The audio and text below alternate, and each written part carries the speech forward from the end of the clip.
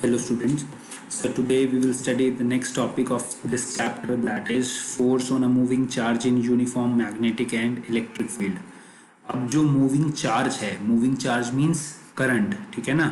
तो अगर कोई चार्ज मूव कर रहा है, वो चार्ज जब मूव करता है मैग्नेटिक फील्ड में या इलेक्ट्रिक फील्ड में, उस पर फोर्स लगता है। अभी तक हमने क्या इलेक्ट्रिक फील्ड के बारे में पढ़ा था कि when charge moves in electric field, और बेसिकली हमने पढ़ा था when charge is at rest in electric field so it experience a force F is equal to QE पढ़ा था।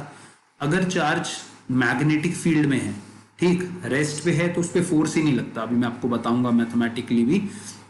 अगर चार्ज रेस्ट पे है, मैग्नेटिक फील्ड में रखा है, तो उस पर फोर्स नहीं लगता। क्लियर। चार्ज मोशन में है, मैग्नेटिक फील्ड है, तो उस पर कुछ फोर्स लगता है, और अगर दोनों फील्ड हैं तब भी उस पर फोर्स लगता है। So force on a moving charge in a magnetic field. So consider we have a magnetic field in Y direction. हमारे पास मैग्नेटिक फील्ड है किसमें, वाई डायरेक्शन में। Clear. And charge is moving in X direction. Suppose the charge is moving in X direction. अभी इस image में आपको charge इस डायरेक्शन में मूव करता दिख रहा है, एक्स वाई प्लेन में, ठीक है। वो भी हम उसके बारे में भी बात करेंगे। तो सपोज मैग्नेटिक फील्ड है और मैग्नेटिक फील्ड में कुछ चार्ज मूव कर रहा है, ठीक। तो जब कोई भी चार्ज मैग्नेटिक फील्ड में मूव करता है तो उस पर कुछ फोर्स लगता है, उसके बारे में हमने पढ़ना है। So the electric charges in a magnetic field experiences a force while there is no such force on a static charge. Charge rest पे रहेगा तो मैग्नेटिक फील्ड में कोई फोर्स नहीं लगेगा। मैग्नेटिक फील्ड में फोर्स लगने के लिए चार्ज को मोशन में होना जरूरी है, मतलब उसकी कुछ ना कुछ वेलोसिटी होनी चाहिए। So suppose a positive charge Q moves in a magnetic field with velocity v makes an angle theta with the b. Suppose we have a magnetic field v, clear, and a positive charge Q that is making an angle theta with the magnetic field. Theta angle किसके साथ है, ये magnetic field के साथ angle बना रहा है, ठीक। That means this velocity must have two components. One is along the direction of magnetic field, that is v cos theta, and one is perpendicular to the direction of magnetic field, that is v sin theta. Clear. So y direction में magnetic field है और velocity कहाँ है, x Y plane में है। उसके दो component होंगे, एक y डायरेक्शन में और एक x डायरेक्शन में। Clear. So it is found from the experiment. जब साइंटिस्ट ने स्टडी किया इसको कि चार्ज पे फोर्स लग रही थी, तो उसको स्टडी किया कि जो फोर्स है चार्ज पे, जो भी फोर्स लगती है, that is proportional to the magnitude of magnetic field. That means जितना ज्यादा मैग्नेटिक फील्ड का स्ट्रेंथ होगा उतना ही ज्यादा इस पे फोर्स लग रहा है। That is proportional to charge. Charge की जितनी ज्यादा स्ट्रेंथ होगी, जितना बड़ा चार्ज होगा, उतना ज्यादा फोर्स लग रहा है। Force is also proportional to the component of velocity in the perpendicular direction of wheels. और क्या पढ़ा कि जो फोर्स है, जो उस पर फोर्स लग रहा है, किस डायरेक्शन में लग रहा है अभी उसकी बात करते हैं। जो उस पर फोर्स लग रहा है that is also proportional to this v sin theta, मतलब वो कंपोनेंट जो मैग्नेटिक फील्ड के परपेंडिकुलर है, ठीक है। एक मैग्नेटिक फील्ड के पैरेलल वाला कंपोनेंट है कौन सा, v cos थीटा, और एक परपेंडिकुलर कंपोनेंट है v sin थीटा। तो फोर्स v sin थीटा के भी प्रोपोर्शनल है, और जब इन तीनों को कंबाइन करेंगे तो हमारे पास क्या आया, force is directly proportional to magnetic field charge and v sin theta. Clear. जब प्रोपोर्शनल का साइन हटाएंगे तो हमारे पास प्रोपोर्शनैलिटी कांस्टेंट आएगा, जिसकी वैल्यू यहाँ क्या है, एक्सपेरिमेंटली 1 फाइंड आउट करेगी, ठीक है। अभी यहाँ कोई 1/4 pi epsilon not mu naught upon 4 पाई, ठीक है। वो सब एक्सपेरिमेंटल डाटा होता है, मैंने आपको क्लास 11th में भी बताया था। एक्सपेरिमेंटली यहाँ प्रोपोर्शनैलिटी कांस्टेंट की वैल्यू क्या आई, 1 आई। दैट मीन्स फोर्स क्या आ गया, BQV sin थीटा। सिंपली जो ये प्रोपोर्शनल का साइन हटाने से पहले थी, वहाँ उसके बाद भी क्या आया, फोर्स BQV sin थीटा। और इसको हम क्या लिख सकते हैं, QV क्रॉस B, ठीक है ना। AB sin थीटा को A क्रॉस B भी तो लिख सकते हैं ना। Q तो सिंपली एक कांस्टेंट है चार्ज, ठीक है। V और B दैट मीन्स थीटा, और थीटा एंगल किसके बीच में था, sine theta angle. Sine theta angle is it between velocity and magnetic field. So एक फोर्स लगेगा that is equal to QV cross B, V vector cross B vector. Clear. A cross B, A cross B की direction क्या होती थी, A cross B की direction क्या होती थी, C, ठीक है ना। A क्रॉस B की डायरेक्शन क्या होती है, C। I cross J K पढ़ा था, I cap cross J cap K cap. ऐसे ही a force acts on a particle, एक चार्ज पार्टिकल जो Q है, इस पे फोर्स लगेगा that is perpendicular to both V and B। तो देखिए यहाँ पर V XY प्लेन में है, मतलब XY प्लेन में है, और इसका कंपोनेंट कौन सा लिया हमने, एक्स डायरेक्शन वाला, और बी कहाँ है, वाई डायरेक्शन वाला। तो फोर्स कहाँ लग रहा है, थर्ड डायरेक्शन में फोर्स लग रहा है। कहाँ फोर्स लग रहा है हमारे पास, in third direction, third direction में फोर्स लग रहा है। That is perpendicular to both V and B, V और बी के दोनों क्या है, परपेंडिकुलर है। So this force is called magnetic Lorentz force. एक फोर्स है, इसको मैग्नेटिक लोरेंट्ज फोर्स कहेंगे। बाद में हम लोरेंट्ज फोर्स भी पढ़ेंगे सिंपल, बट मैग्नेटिक फील्ड की वजह से जो चार्ज पार्टिकल पे फोर्स लगता है तो वो मैग्नेटिक फोर्स है, उसको मैग्नेटिक लोरेंट्ज फोर्स भी बोलते हैं।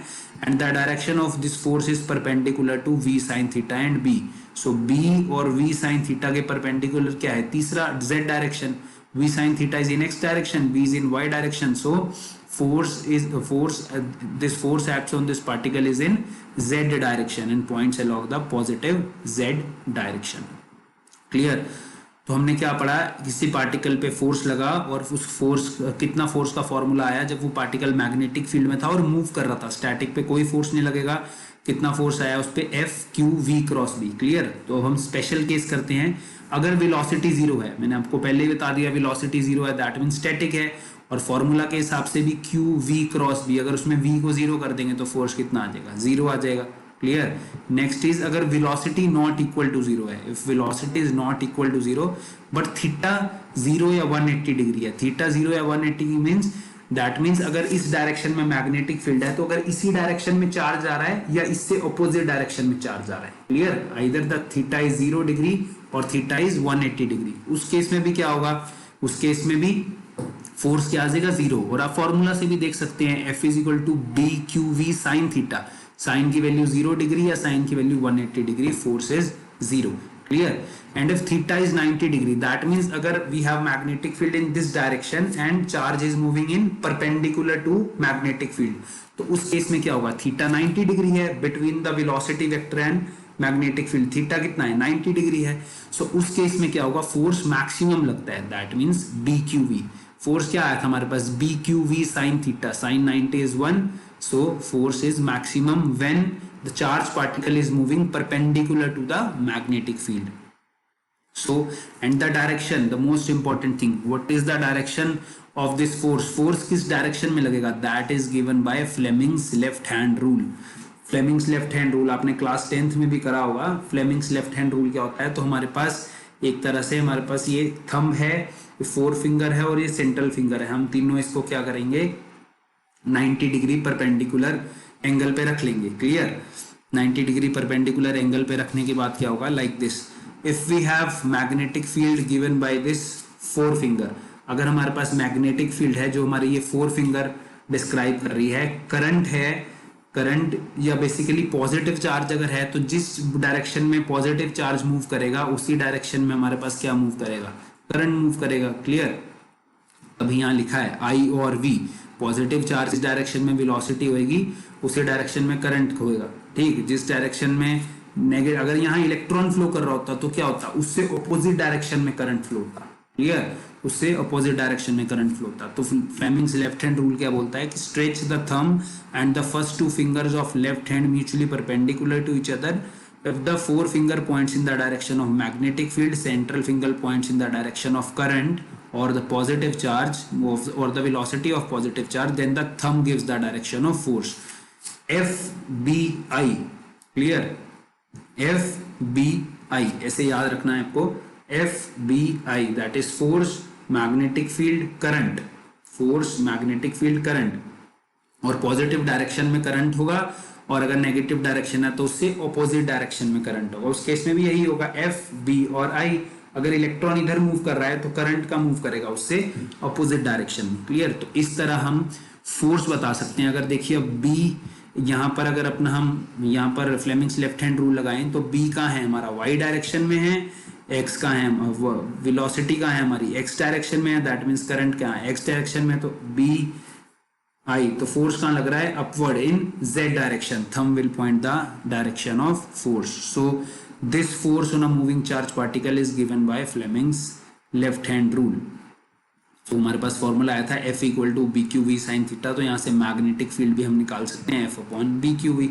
ठीक, अगर Q की वैल्यू 1 हो, V की वैल्यू 1 हो, थीटा की वैल्यू 90 डिग्री हो, तो हमारे पास उस केस में क्या आ जाएगा, B is equal to F। तो यहाँ से हम मैग्नेटिक फील्ड की डेफिनेशन भी लिख सकते हैं। So magnetic field is defined as the force acting on a unit charge moving with a unit velocity at right angle to the direction of field। right angle क्यों, sin 90 degree है, unit velocity मतलब v की value हमने 1 ली है, q की value 1 ली है, unit charge, clear. So b equal to f, so we can define magnetic field from this।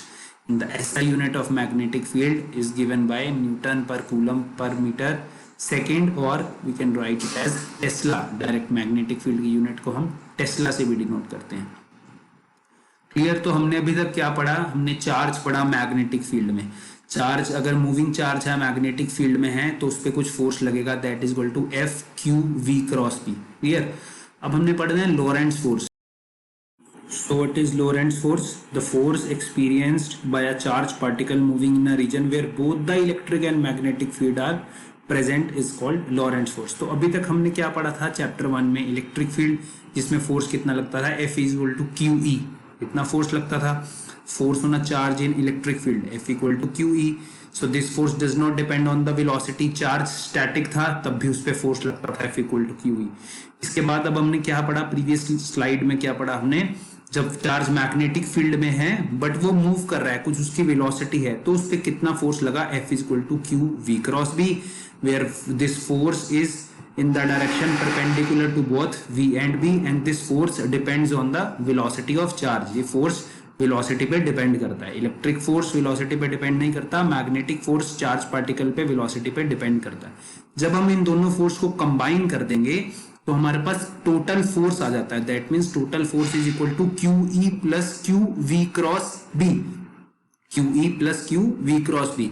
This total force is called Lorentz force. इस टोटल फोर्स को क्या बोलते हैं हम, Lorentz force, which comprises of the electric force, और we can say which comprises of force due to electric field on charge particle and force on charge particle due to magnetic field. यहाँ पर charge particle rest पे भी है तो भी उस पर फोर्स लग रही है, पर यहाँ पर चार्ज पार्टिकल को मोशन में होना जरूरी है, इसकी ये वेलोसिटी का कॉम्पोनेंट है, clear. Note, a static charge is a source of electric field while the moving charge is a source of both electric and magnetic field। Static charge की वजह से हमने बोला था, चार्ज की वजह से कुछ ना कुछ उसकी इलेक्ट्रिक फील्ड होती है, पढ़ा था हमने, बट मूविंग चार्ज की वजह से इलेक्ट्रिक फील्ड तो होगी, चार्ज है तो उसमें इलेक्ट्रिक फील्ड तो होगी, बट मूव करने की वजह से उसमें कुछ मैग्नेटिक फील्ड भी होगी, ठीक है। Magnetic effect of current chapter का ही नाम है, moving charge means current and due to current we have magnetic field. So now check work done by a magnetic force on a charged particle। तो work done कितना होगा, जैसे हमने electric charge पे वर्क डन निकाला था ना, that is stored in the form of potential energy. तो क्या मैग्नेटिक फोर्स की वजह से कुछ वर्क डन होगा चार्ज पार्टिकल पे, होना चाहिए। सो देखते हैं। So the magnetic force is always perpendicular to the velocity. अब हमें पता है F is equal to Q V cross B, that means force is always perpendicular, or we can say force is always perpendicular to both V and B। V cross B मतलब तीसरी direction में force है, ठीक है ना, force और velocity क्या है, परपेंडिकुलर है। सो हम अगर F डॉट V करेंगे, F dot V that means force का फॉर्मूला क्या आएगा, Q V cross B dot V। सो यहां भी A cross B dot A क्या होगा, जीरो ही होगा, क्यों, क्योंकि A क्रॉस बी, या हम यहां से लें V क्रॉस बी है, अगर मैं आपको A क्रॉस बी वेक्टर के टर्म्स में समझा रहा हूं जैसे क्लास 11th में कराया था। सो हमारे पास यहाँ दो वेक्टर हैं, अगर दोनों वेक्टर का क्रॉस प्रोडक्ट डॉट कर दें किसी भी एक वेक्टर के साथ तो रिजल्ट जीरो आएगा। क्यों जीरो आएगा, इन दोनों वेक्टर V क्रॉस बी की डायरेक्शन कहाँ होगी, तीसरी डायरेक्शन में, ठीक है, थर्ड डायरेक्शन में। तो थर्ड डायरेक्शन डॉट दिस, कितना दोनों के बीच में एंगल होगा, समझ आए, V क्रॉस बी मतलब वेक्टर का क्रॉस प्रोडक्ट है और उसका साथ में डॉट प्रोडक्ट है सेम वेक्टर के साथ, तो आंसर क्या आएगा, जीरो आएगा। So the work done by magnetic force on a charge particle is zero. Magnetic field force जो वर्क करती है चार्ज पे वो क्या होता है, जीरो होता है। उसको हम प्रूव भी करते हैं। So according to Newton second law we know that force is equal to mass into acceleration, और एक्सीलरेशन को क्या लिख सकते हैं, dv upon dt, change in velocity upon time, and we know that f dot v is zero. और हमने देखा कि f डॉट v मतलब क्रॉस प्रोडक्ट का जो भी इसके अंदर वेक्टर है उसके साथ अगर डॉट प्रोडक्ट करें उसी वेक्टर के साथ तो क्या रिजल्ट आएगा, हमारे पास जीरो रिजल्ट आएगा। आप इसमें कर भी सकते हैं, यहाँ भी v वेक्टर आएगा एक्चुअली, आप इस पे कर भी सकते हैं, वी वेक्टर को V X I plus V Y J plus V Z के लिख सकते हैं, और इसको D X I plus B Y J plus B Z के लिख सकते हैं वेक्टर, और इसके साथ dot V X I plus V Y J plus V Y Z. और इसको अगर सॉल्व करेंगे आप वेक्टर को तो आंसर क्या आएगा हमारा, 0 आएगा। So we know F dot V is 0, that means अगर इसका डॉट प्रोडक्ट करेंगे M D V by D T dot V is 0, clear. और इसको अब D V by D T dot V को हम इस टर्म्स में भी लिख सकते हैं, D V by D T dot V को हम D V by D T dot V plus V dot D V by D T लिख सकते हैं डिवाइड बाई 2। तो जब हम इसको वो करेंगे, डॉट प्रोडक्ट है, कॉम्यूटेटिव होता है, so A dot B is equal to B dot A होता है। तो एक बार हमने इसको ए डॉट बी लिख दिया प्लस बी डॉट ए लिख दिया और उसको डिवाइड बाई 2 कर दिया, तो इस एक्सप्रेशन को हम इस तरह भी लिख सकते हैं, क्लियर। उसके बाद और इसको क्या लिख सकते हैं, अब ये कैसे आया होगा, ये वाला जो स्टेप है ये कैसे आया होगा, अगर हम D by D T of V dot V करेंगे, मतलब इसको डिफरेंशिएशन करो तो क्या होगा, first into differentiation of second plus second into differentiation of first. So इस तरह हम नेक्स्ट स्टेप पे इजीली पहुंच सकते हैं, first into differentiation of second plus second into differentiation of first, ठीक। अब m बाई 2 कॉन्स्टेंट है तो इसको अंदर भी लिख सकता हूँ d बाई डी टी के। सो नेक्स्ट में मैं d by D T of half M V square that is equal to 0, and what is this half M V square, half M V square is d by dt of what is half mv square, that is equal to kinetic energy.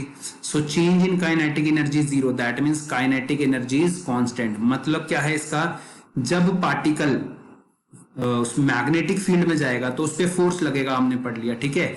उस force की वजह से work done कितना होगा, उस पे 0 होगा, work done 0 होगा तो काइनेटिक एनर्जी क्या आएगी, उसकी कांस्टेंट होगी। काइनेट मतलब एक कांस्टेंट वेलोसिटी से वो मूव करेगा मैग्नेटिक फील्ड में, उसकी डायरेक्शन चेंज होगी मैग्नेटिक फील्ड की वजह से, ठीक। So magnetic field does not change the kinetic energy of charge particle which indicate that the speed of particle does not change. तो सिर्फ अगर मैग्नेटिक फील्ड में है पार्टिकल तो उसकी डायरेक्शन चेंज होगी, with the help of Fleming reference rule we can find it the direction, but उसकी speed क्या रहेगी, चेंज नहीं होगी, कांस्टेंट रहेगी, कांस्टेंट स्पीड से मूव करता रहेगा, ठीक। और कैसे मूव करेगा वो, उसके बारे में हम आगे पढ़ते हैं। सो motion of charge particle in a uniform magnetic field. अब चार्ज पार्टिकल में जो मोशन है यूनिफॉर्म मैग्नेटिक फील्ड में, हमने बोला कि अगर charge particle uniform magnetic field में गया तो उसकी डायरेक्शन चेंज होगी, उस पर कुछ फोर्स लगेगा, क्लियर। वर्क डन 0 होगा उस पर और काइनेटिक एनर्जी उसकी कांस्टेंट होगी, clear.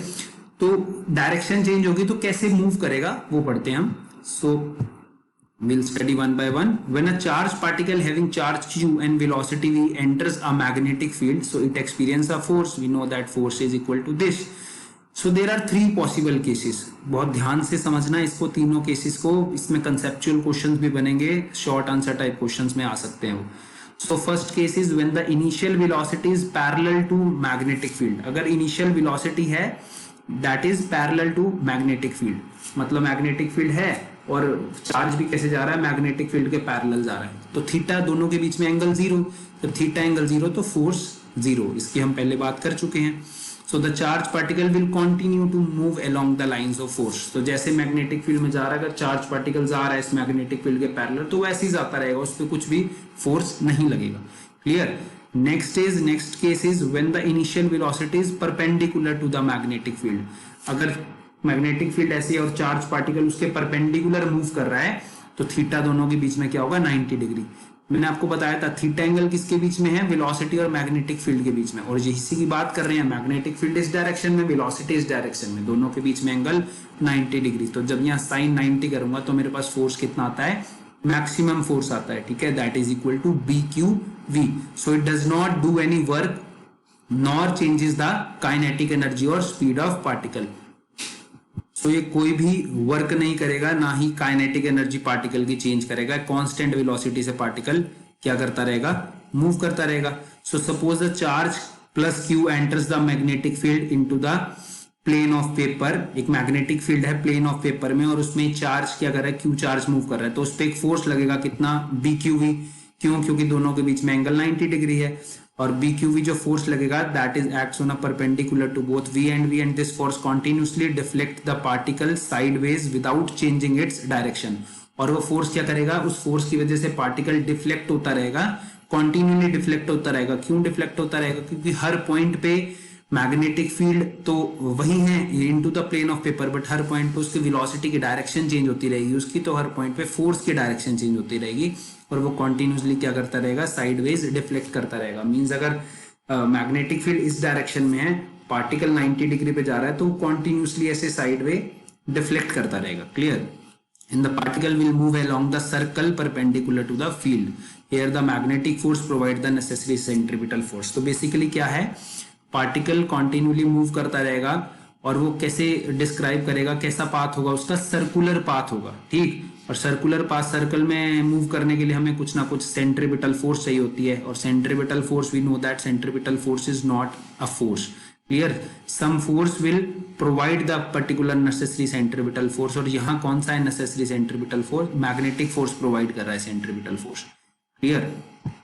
So like this, suppose we have magnetic field at perpendicular 90 degree into the plane of paper. Cross means magnetic field is into the plane of paper and the velocity of particle is like this. मतलब magnetic field कहाँ है, into the plane of paper, और particle ऐसे आ रहा है magnetic field में 90 degree angle. Clear? सो इस point पे फ्लेमिंग्स लेफ्ट हैंड रूल लगाएंगे, आप अपनी कॉपी पे करके देखिए। मैग्नेटिक फील्ड कहाँ है, अंदर की डायरेक्शन में into the plane of paper. Particle की वेलोसिटी कहाँ है, यहाँ, तो मतलब फोर्स लगेगा इस डायरेक्शन में, इन दिस डायरेक्शन। तो फोर्स किस में लग रहा है, इस डायरेक्शन में फोर्स लग रहा है। ये फोर्स की वजह से क्या होगा, जो पार्टिकल ऐसे सीधा जा रहा होगा वैसे थोड़ा सा मुड़ जाएगा। सपोज यहाँ पहुंच गया, अब यहाँ पहुंच गया, यहाँ पर करंट कैसे है, ऐसे फोर्स फिर अंदर की तरफ यहाँ लग रहा है, फिर वो पार्टिकल थोड़ा डिफ्लेक्ट हो गया, यहाँ पहुंच गया। इस पॉइंट पे भी अगर आप फ्लेमिंग्स लेफ्ट हैंड रूल लगाएंगे तो फिर फोर्स यहाँ आ रहा है। तो बेसिकली पार्टिकल क्या करेगा, सर्कल में मूव करना लग जाएगा। कब, जब परपेंडिकुलर मूव कर रहा है, मैग्नेटिक फील्ड ऐसे है और पार्टिकल ऐसे मूव कर रहा है, तो ऐसे घूम जाएगा particle. Clear? That is the direction और basically motion of charge particle in magnetic field. जब मैग्नेटिक फील्ड में परपेंडिकुलर मूव कर रहा है चार्ज पार्टिकल, तो वो कैसा मोशन डिस्क्राइब करेगा, सर्कुलर मोशन डिस्क्राइब करेगा एक पर्टिकुलर रेडियस का। उसका रेडियस कम या ज्यादा भी हो सकता है, वो डिपेंड करता है बहुत सारी क्वांटिटीज पे, 1 by 1 पढ़ते हैं उसको। So let R be the radius of circular path. Suppose circular path में मूव कर रहा है और आर रेडियस है, so the centripetal force equal to magnetic force. Centripetal force यहाँ कौन प्रोवाइड कर रहा है, magnetic force, and we know centripetal force is mv square by r and that is equal to bqv। Magnetic force कितना लग रहा है charge particle पे, फोर्स bqv, और ये हमने क्लास 11th में पढ़ा है mv square by r। तो इसको सॉल्व करेंगे और यहाँ से रेडियस की वैल्यू निकालेंगे, तो रेडियस की वैल्यू कितनी आई, mv by bq। That means this radius depend on the mass of particle, velocity of particle, magnetic field and charge. अगर सपोज वेलोसिटी पार्टिकल की और मैग्नेटिक फील्ड कांस्टेंट है, तो मास ऑफ पार्टिकल और charge of particle पे तो depend करता ही है। ठीक है, सो रेडियस का फॉर्मूला आ गया mv by bq। बहुत इंपॉर्टेंट है ये। क्यों इंपॉर्टेंट है, क्योंकि क्वेश्चन आता है सपोज मेरे पास 3 चार्ज पार्टिकल हैं, एक इलेक्ट्रॉन, एक प्रोटॉन, एक अल्फा पार्टिकल। क्लियर? तो किसका रेडियस ज्यादा होगा, कौन ज्यादा करेगा, तो अल्फा पार्टिकल का मास ज्यादा है, चार्ज कम है, तो हम उसका मास और चार्ज तीनों पार्टिकल का यहाँ एंटर करके आपको रेडियस फाइंड आउट करेंगे और निकालेंगे कि किसका रेडियस सबसे ज्यादा है। तो रेडियस का फॉर्मूला याद होना चाहिए, that is equal to mv by bq। So next is thus the radius r is equal to m upon q। very important concept for exam। okay, so the time period, अगर हमने ये कितनी time में एक चक्कर काट रहा है, एक रेडियस, एक सर्कल पाथ कितने टाइम में जा रहा है, टाइम कैसे निकालेंगे, डिस्टेंस अपॉन स्पीड, और कितना डिस्टेंस ट्रेवल कर रहा है सर्कल में, एक सरकमफेरेंस सर्कल का, दैट मींस 2 pi r, और स्पीड कितना है उसका, कितना स्पीड है, v स्पीड है। ठीक है ना, स्पीड तो v है ना, कांस्टेंट स्पीड। वेलोसिटी क्यों बोलते हैं, क्योंकि हर पॉइंट पे डायरेक्शन चेंज हो रहा है। क्लियर? v स्पीड से मूव कर रहा है। सो यहाँ रेडियस की वैल्यू यहाँ पुट कर देंगे, तो मेरे पास टाइम पीरियड कितना आ गया, 2 pi m by bq। Time period भी डिपेंड करता है, देखो, मास पे और चार्ज पे। अगर मैग्नेटिक फील्ड सपोज कांस्टेंट है, एक पर्टिकुलर वैल्यू की मैग्नेटिक फील्ड है into the plane of paper, तो टाइम पीरियड भी डिपेंड करता है मास और चार्ज पे। So this time period is independent of v and r। Velocity और रेडियस पे डिपेंड नहीं करता, बट किस पे डिपेंड करता है, मास और चार्ज पे। ठीक है, q की वैल्यू पे। टाइम पीरियड आ गया तो फ्रीक्वेंसी क्या होता है, 1 अपॉन टाइम पीरियड। तो यहाँ से हम फ्रीक्वेंसी भी निकाल सकते हैं। ये स्मॉल क्वेश्चंस आपके एमसीक्यू में पूछे जा सकते हैं। क्लियर? सो अब हमें नेक्स्ट करना है, नेक्स्ट कंसेप्ट क्या है, when the initial velocity make an arbitrary angle with the field direction. मतलब मेरे पास मैग्नेटिक फील्ड है इस डायरेक्शन में, एक्स डायरेक्शन में, ठीक है। मैंने अभी तक कहा था कि एक पार्टिकल जा रहा है उसके परपेंडिकुलर, अगर पार्टिकल उसके परपेंडिकुलर जा रहा है तो वो सर्कल में मूव करेगा, हमने देख लिया। बट अगर पार्टिकल कोई एंगल बना रहा है मैग्नेटिक फील्ड के साथ, अगर पार्टिकल कोई एंगल बना रहा है मैग्नेटिक फील्ड के साथ, तो क्या होता है, तो वो सर्कल में भी मूव करता है और आगे भी बढ़ता रहता है, सर्कल में भी मूव करता है और आगे की डायरेक्शन में भी बढ़ता रहता है, जिसको हम हेलिकल पाथ बोलते हैं। अब उसके बारे में हम पढ़ते हैं, उसकी मैथमेटिक्स, कि ये हेलिकल पाथ मतलब सर्कल में तो मूव कर रहा है पार्टिकल मैग्नेटिक फील्ड में जैसे कि पहले कर रहा था, बट एग्जैक्टली 90 डिग्री पे नहीं है। अब ये कोई एंगल बना रहा है मैग्नेटिक फील्ड के साथ, जिसकी वजह से वो आगे भी बढ़ रहा है पार्टिकल। क्यों? क्योंकि वेलोसिटी का ये पैरेलल कंपोनेंट जो है वो उसको आगे बढ़ा रहा है, और वेलोसिटी का परपेंडिकुलर कंपोनेंट जो कि 90 डिग्री पे है मैग्नेटिक फील्ड पे, वो क्या कर रहा होगा, उसको सर्कल में मूव करा रहा होगा, ठीक है। सो आगे भी जाएगा और सर्कल में मूव भी करेगा, इसको हेलिकल पाथ बोलते हैं। So let's study about this.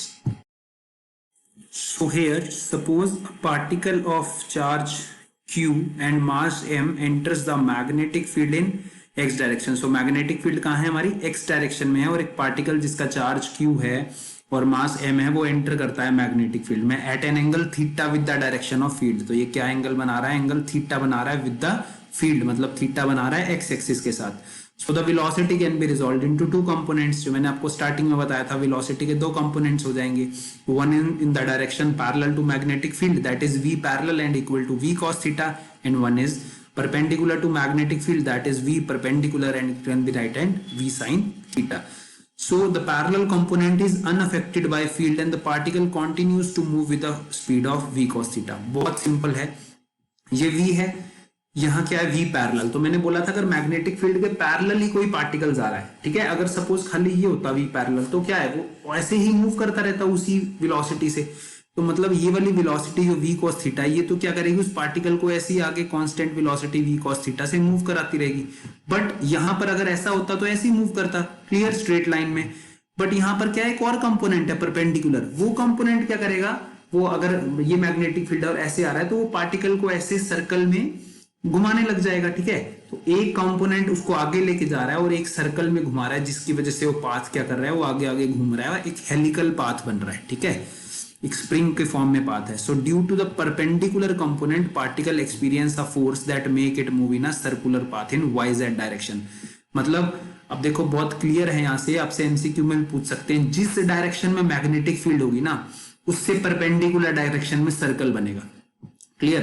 पर मैग्नेटिक फील्ड कहाँ है, एक्स डायरेक्शन में, दैट मीन सर्कुलर पाथ कहाँ पर बन रहा है, Y Z direction, Y Z plane में। ये जो वाई जेड प्लेन है, इस प्लेन में क्या बन रहा है, हमारा सर्कल बन रहा है। मैग्नेटिक फील्ड कहाँ है, एक्स डायरेक्शन में, तो एक्स डायरेक्शन के परपेंडिकुलर वाले प्लेन में हमारा क्या बन रहा है, सर्कुलर पाथ बन रहा है, ठीक है। सो इससे पहले हमने क्या पढ़ा था, अगर मैग्नेटिक फील्ड और वो खाली परपेंडिकुलर मूव कर रहा है, मतलब परपेंडिकुलर कंपोनेंट होता तो सर्कल बनता। अब परपेंडिकुलर के साथ पैरेलल कंपोनेंट भी है, क्यों, क्योंकि अब ये जो वेलोसिटी है कुछ थीटा एंगल बना रही है, मतलब चार्ज जो है ऐसे जा रहा है मैग्नेटिक फील्ड में, ठीक है। मैग्नेटिक फील्ड ऐसे है, चार्ज ऐसे मूव कर रहा है, तिरछा मूव कर रहा है, कोई एंगल बना रहा है, तो उसकी वजह से दो कंपोनेंट होंगे, एक कंपोनेंट उसको आगे ले जाएगा और एक कंपोनेंट उसको सर्कल में मूव कराएगा, जिसकी वजह से ऐसा पाथ बनेगा। आई एम श्योर आपको अब क्लियर हो गया होगा बिल्कुल कंसेप्ट। सो ये जो पाथ बन रहा है, ये जो सर्कल तो बन ही रहा है, तो इस सर्कल का कुछ रेडियस होगा। हमने रेडियस का फॉर्मूला पढ़ा था mv/bq, जो कि कैसे आया था, सेंट्रीपिटल फोर्स को मैग्नेटिक फोर्स के इक्वल रख के।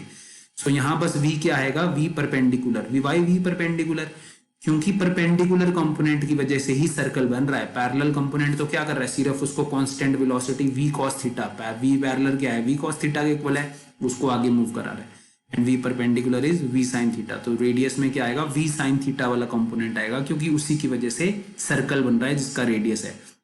ऐसे ही टाइम पीरियड, तो सर्कल काटने में कितना टाइम लग रहा है, 2πr/v परपेंडिकुलर, ठीक है ना। और v परपेंडिकुलर क्यों आया, क्योंकि टाइम पीरियड सर्कल की बात कर रहे हैं, और सर्कल किसकी वजह से बन रहा है, परपेंडिकुलर कंपोनेंट की वजह से। r की वैल्यू इसमें डालेंगे तो टाइम पीरियड कितना आया, 2πm/bq। टाइम पीरियड तो उतना ही लगेगा, कितना, जितना सिंपल अगर मैग्नेटिक फील्ड में 90 डिग्री पे मूव करता है, सर्कल काटने में टाइम पीरियड लगता है, क्योंकि टाइम पीरियड तो मास और चार्ज पे डिपेंड करता है। अगर पार्टिकल हमारा सेम है तो टाइम पीरियड एक चक्कर काटने में, सर्कल काटने में उस रेडियस का सेम टाइम लगेगा। दस charge particle has a linear motion and a circular motion. तो चार्ज पार्टिकल का एक लीनियर मोशन है और एक सर्कुलर मोशन है। So the resultant path of charge particle will be helix. With its axis along the direction of B. तो मैंने तभी आपको बताया कि ऐसे भी मूव कर रहा है आगे और सर्कल भी मूव कर रहा है, दैट मीन्स वो आगे ऐसे ऐसे आगे मूव करता रहेगा। ऐसे पाथ को हम हेलिकल पाथ या हेलिक्स बोलते हैं। और मूव किस डायरेक्शन में करेगा? मैग्नेटिक फील्ड की डायरेक्शन में। सर्कल किस डायरेक्शन में काटेगा? मैग्नेटिक फील्ड से परपेंडिकुलर डायरेक्शन में। Clear? So one more thing, इसमें हम एक और चीज निकाल सकते हैं, पिच। ये देखिए यहाँ लिखा है डायग्राम में भी pitch. So what is pitch of helical path? The linear distance traveled by charge particle in the direction of b during its period of revolution is called pitch। तो मतलब सपोज यहाँ से चार्ज पार्टिकल चल रहा है, ये चक्कर काट के यहाँ पर पहुंच गया, तो यहाँ से जब चल रहा था तो एक टाइम पीरियड में वो यहाँ से यहाँ पहुंच जाएगा, ठीक है, तभी तो एक सर्कल कंप्लीट होगा। एक स्प्रिंग, मतलब स्प्रिंग के दोनों बीच में कोई भी दो सर्कल पकड़ लो, उस सर्कल के बीच का जो डिस्टेंस, ठीक है, तो टाइम उसको कितना लगा यहाँ से यहाँ तक जाने में, ये वाला डिस्टेंस, वो डिस्टेंस क्या है उसको हम क्या बोलेंगे? Pitch. So the linear distance travel by charge particle in the direction of B during its period of revolution is called pitch. ठीक है, तो डिस्टेंस कैसे निकालते हैं? डिस्टेंस होता है स्पीड इनटू टाइम, और यहाँ स्पीड कौन सी लेंगे हम? अब ये तो आगे ले जा रहा है ना उसको, हम वो निकाल रहे हैं ना पिच, तो कौन सा लेंगे? v पैरेलल लेंगे, that means v cos theta. और टाइम तो क्या है जो उसको सर्कल में कवर करने के लिए टाइम लग रहा है, वो तो सेम है, तो हमारे पास यहाँ से पिच का फॉर्मूला आ जाएगा। तो 3 important formulas, radius, time period से हम फ्रीक्वेंसी सिंपल निकाल सकते हैं, फ्रीक्वेंसी क्या होता है? 1 अपॉन टाइम पीरियड, ठीक है, और पिच। तो ये हमने जो पढ़ा है, इसमें हमने क्या पढ़ा? अगर मैग्नेटिक फील्ड है, ठीक, मैग्नेटिक फील्ड में अगर पार्टिकल मूव कर रहा है, अगर वो परपेंडिकुलर मूव कर रहा है तो सर्कल में मूव करेगा, बट अगर किसी एंगल पे मूव कर रहा है तो उसका पाथ कैसा होगा? हेलिकल। अच्छा, इस मैग्नेटिक फील्ड के साथ अगर इलेक्ट्रिक फील्ड भी होती है यहाँ पर, अगर मैग्नेटिक फील्ड के साथ इलेक्ट्रिक फील्ड भी होती, तो इलेक्ट्रिक फील्ड क्या करती है? इलेक्ट्रिक फील्ड बेसिकली पार्टिकल को एक्सीलरेट करती है, उसकी डायरेक्शन तो चेंज नहीं करती है। ऐसा तो हमने कुछ नहीं पढ़ा था कि इलेक्ट्रिक फील्ड में जो फोर्स लगता है वो चार्ज की डायरेक्शन को चेंज करता है, ऐसा नहीं है। Force F is equal to QE, वो क्या करता है? सिर्फ पार्टिकल को और तेज करता है और एक्सीलरेट करता है। क्लियर? सो ये हम देख लेते हैं। So this is like the motion of charge particle. Suppose we have magnetic field in this direction, ये जो ग्रीन एरोस बने हैं, this is the magnetic field, और एक चार्ज आ रहा है, तो चार्ज कैसे मूव कर रहा है? सर्कुलर पाथ में मूव कर रहा है, परपेंडिकुलर टू मैग्नेटिक फील्ड, ठीक है। और क्योंकि वो चार्ज पार्टिकल एक थीटा एंगल पे आया था, तो वो क्या कर रहा है? हेलिकल पाथ बना रहा है। बनाना सर्कुलर चाहिए था अगर वो पूरा परपेंडिकुलर होता, पर पूरा परपेंडिकुलर नहीं है, किसी एंगल पे आ रहा है, तो इस पैरेलल कंपोनेंट की वजह से वो आगे भी बढ़ा रहा है पार्टिकल को, दैट इज सर्कुलर पाथ। तो यहाँ से आपको बिल्कुल क्लियर हो गया होगा कि चार्ज पार्टिकल मैग्नेटिक फील्ड में कैसे मूव करता है। क्लियर? अब अगर मैग्नेटिक और इलेक्ट्रिक फील्ड दोनों हैं, this is the last topic of today's lecture, अगर ये मैग्नेटिक और इलेक्ट्रिक फील्ड दोनों हैं तो कैसे मूव करेगा? तो सपोज मेरे पास इलेक्ट्रिक फील्ड है, मैंने किससे बनाई इलेक्ट्रिक फील्ड? यहाँ एक कंडक्टर लगा दिया, यहाँ एक पॉजिटिव प्लेट लगा दिया और यहाँ एक नेगेटिव प्लेट लगा दिया, तो इलेक्ट्रिक फील्ड की डायरेक्शन कहाँ होगी? डाउनवर्ड, पॉजिटिव से नेगेटिव। क्लियर? और मैग्नेटिक फील्ड कहाँ है? इतनी ही जगह में मैग्नेटिक फील्ड क्रॉस साइन से बनाई है, magnetic field into the plane of paper. मतलब मैग्नेटिक फील्ड ऐसे है और इलेक्ट्रिक फील्ड ऐसे है, ठीक है। Magnetic field is like this, electric field is like this, दोनों परपेंडिकुलर हैं। और यहाँ से एक इलेक्ट्रॉन मूव कर रहा है, यहाँ से एक इलेक्ट्रॉन मूव कर रहा है, तो जब इलेक्ट्रॉन मूव करेगा तो इलेक्ट्रिक फील्ड इस डायरेक्शन में, इलेक्ट्रॉन कहाँ जाएगा? इलेक्ट्रिक फील्ड से अपोजिट डायरेक्शन में, यहाँ मूव कर जाएगा ऊपर, ठीक है। और मैग्नेटिक फील्ड कहाँ है? अंदर। मैग्नेटिक फील्ड अंदर है, Fleming's left hand rule, magnetic field into the plane of paper है। इलेक्ट्रॉन कहाँ है? इधर जा रहा है, बट एक्चुअली ये करंट की डायरेक्शन होती है FBI। तो मैंने बताया था जिस डायरेक्शन में इलेक्ट्रॉन जा रहा है, अगर पॉजिटिव चार्ज होता तो हम यही लेते, नेगेटिव चार्ज है तो अगर इलेक्ट्रॉन इस डायरेक्शन में जा रहा है तो करंट कहाँ होगा? उसके अपोजिट डायरेक्शन में, ठीक। So magnetic field is here, electron going here, तो that means force is downwards. So due to this magnetic field electron will go in this direction, electron deflect करेगा इस डायरेक्शन में। So due to electric field electron go upwards and due to magnetic field electron go downwards. Clear? So suppose a beam of electron is passing through a perpendicular electric and magnetic field. So the electric field acts in downward direction and deflects electron in upward direction, and the magnetic field acting normally into the plane of paper and deflect electron in downward direction according to Fleming's left hand rule. हमने कर लिया। Only those electron will pass undeflected. यहाँ से कुछ electron इधर चले जाएंगे electric field की वजह से, कुछ इलेक्ट्रॉन नीचे चले जाएंगे, पर कुछ इलेक्ट्रॉन क्या होंगे? अनडिफ्लेक्टेड होंगे। कौन से इलेक्ट्रॉन अनडिफ्लेक्टेड होंगे? कौन से इलेक्ट्रॉन सीधा निकल जाएंगे? जिसमें इलेक्ट्रिक फोर्स और मैग्नेटिक फोर्स क्या हो जाएंगी? बैलेंस कर जाएंगी। इलेक्ट्रिक फोर्स उसको इधर ले जाना चाहेगी, मैग्नेटिक फोर्स इधर ले जाना जाएगी। जिन इलेक्ट्रॉन्स में इलेक्ट्रिक और मैग्नेटिक फील्ड बैलेंस करती जाएगी, तो ना वो इधर जाएगा ना इधर, वो क्या करेगा, सीधा निकल जाएगा। ठीक है, so the velocity of undeflected electron is given bye, तो फोर्स इलेक्ट्रिक फील्ड की वजह से कितना है, QE, चार्ज इलेक्ट्रॉन तो EE, और मैग्नेटिक की वजह से कितना है, BQV। वैसे BQV साइन थीटा होता है, साइन थीटा क्या है, 90 डिग्री है वेलोसिटी और मैग्नेटिक फील्ड में। इलेक्ट्रॉन इधर जा रहा है, मैग्नेटिक फील्ड अंदर की तरफ है, वेलोसिटी 90 डिग्री। सो यहां से हमारे पास जो वेलोसिटी आई E/V, ये वेलोसिटी किसकी आई, अनडिफ्लेक्टेड इलेक्ट्रॉन की। अनडिफ्लेक्टेड इलेक्ट्रॉन कब होगा, जब electric force due to electric field is equal to force due to magnetic field. So such an arrangement can be used to select charge particle with different speeds. This arrangement is called velocity selector.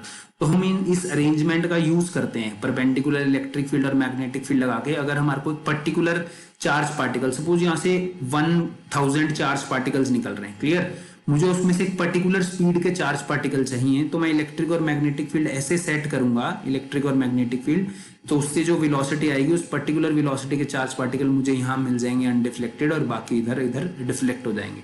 So basically मुझे charge particle, particular speeds के charge particle अगर चाहिए तो मैं ये arrangement बनाता हूँ, और इस अरेंजमेंट को हम वेलोसिटी सिलेक्टर भी बोलते हैं। ठीक है, क्या बोलते हैं, वेलोसिटी सिलेक्टर। ये अरेंजमेंट कैसे बनता है, परपेंडिकुलर इलेक्ट्रिक और मैग्नेटिक फील्ड लगा के। सो this is all about today's lecture. If you have any doubt you can ask me. Thank you.